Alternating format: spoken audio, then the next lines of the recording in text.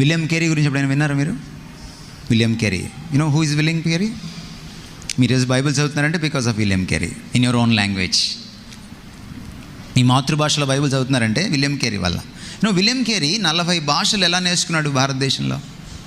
40 భాషల్లోకి అనేకమైనటువంటి బైబిల్ భాగాలను ఎలా ట్రాన్స్లేట్ చేయగలిగాడు? మీకు టైం లేదు కదా యాక్చువల్గా. మీకు ఒకవేళ పాస్టర్ గారు ఒక పావు గంట ఎక్కువ ప్రసంగం చేస్తే మీరు వాచ్ చూసుకుంటారు. మళ్ళీ చర్చ అయిపోయిన తర్వాత మీరు వెళ్ళరు, బయట మాట్లాడుతూ ఉంటారు చాలాసేపు. మీరు చాలా గొప్పవాళ్ళు. కానీ పాస్టర్ గారు పావు గంట ఎక్కువ ప్రసంగం చేశారనుకోండి, మీరు వెంటనే టైం చూసుకుంటారు. విలియం కేరీ అలా చూసుకోవాలా?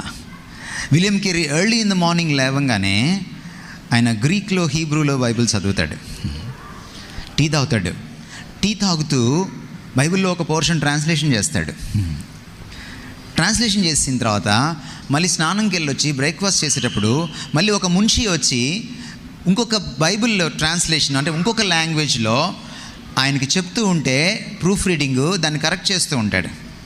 కాలేజ్కి వెళ్తాడు, అక్కడ సాంస్క్రిట్ టీచ్ చేస్తాడు. Being a foreigner, Britisher, Sanskrit teach చేసిన తర్వాత మళ్ళీ మధ్యాహ్నం టైంలో కూర్చొని మళ్ళీ ప్రూఫ్ రీడింగ్ చేస్తాడు.